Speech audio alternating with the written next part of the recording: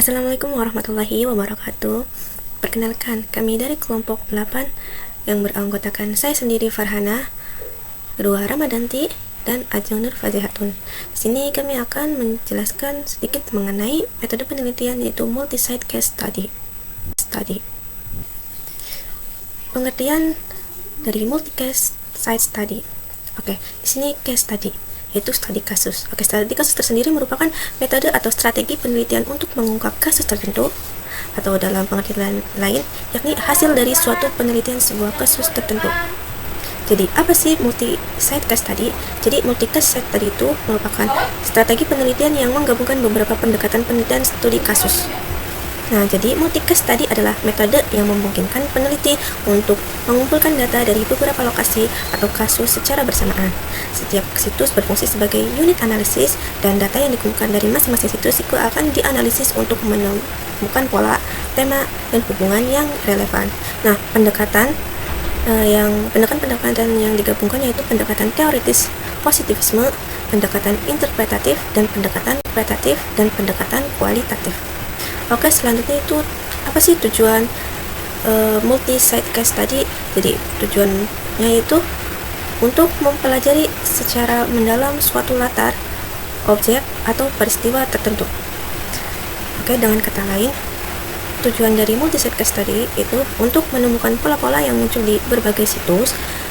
Nah, mana itu dapat membantu dalam pengembangan teori baru atau memperkuat proporsi yang ada. Dan dengan analisis beberapa kasus secara bersamaan ini. Nah, selanjutnya itu karakteristik dari multi-site case study, yang mana memiliki 3 karakteristik. Yang pertama itu penyelidikan kualitatif, yang mana metode ini menggunakan penyelidikan kualitatif untuk mencapai pemahaman mendalam tentang suatu fenomena organisasi. Yang kedua yaitu komparasi antar situs, yang mana melakukan komparasi antar kasus untuk meningkatkan kepercayaan pada kesimpulan umum dan menambah presisi, stabilitas, serta validitas hasil-hasilnya. Nah, yang ketiga yaitu teknik analitis, yang mana menggunakan teknik analitis seperti pengumpulan tema dan subtema melalui proses kodifikasi data yang sistematis. Adapun langkah-langkah yang dapat dilakukan pada metode ini yaitu yang pertama perencanaan penelitian. Nah, dalam hal ini dapat mengidentifikasi tujuan secara spesifik dari penelitian dan merumuskan pertanyaan yang ingin dijawab. Selanjutnya, pilih desain multi-site case study yang sesuai, termasuk dalam menentukan jumlah serta jenis situs yang akan diteliti. Kemudian yang kedua, pemilihan kasus. Nah, dalam pemilihan kasus ini, gunakan strategi sampling yang bertujuan untuk memilih kasus-kasus yang kaya informasi, sehingga dapat memberikan wawasan yang mendalam tentang isu yang akan diteliti. Nah, tentukan situs yang akan menjadi fokus tadi seperti organisasi, sekolah, maupun komunitas.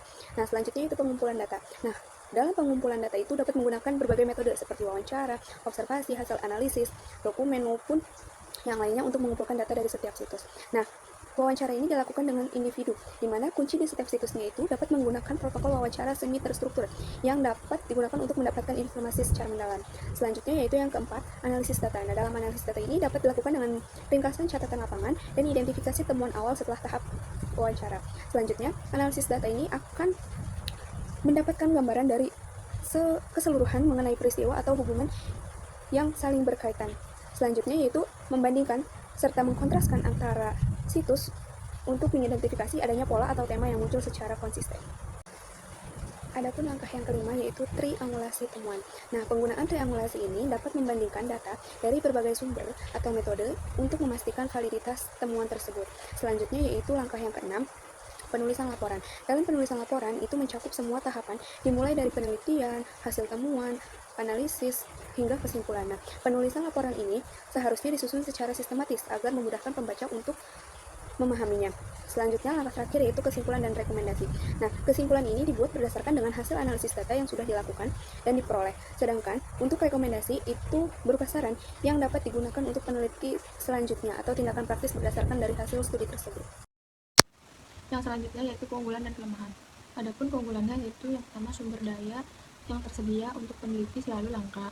Yang kedua yaitu biaya yang tidak terlalu mahal, dan yang terakhir yaitu peneliti dapat membandingkan sejumlah pendekatan yang berbeda-beda terhadap suatu masalah. Adapun kelemahannya yaitu yang pertama dari segi statistik, cara pengambilan kesimpulan tidak absah. Yang kedua yaitu menyita waktu, dan yang ketiga itu adanya efek hot home.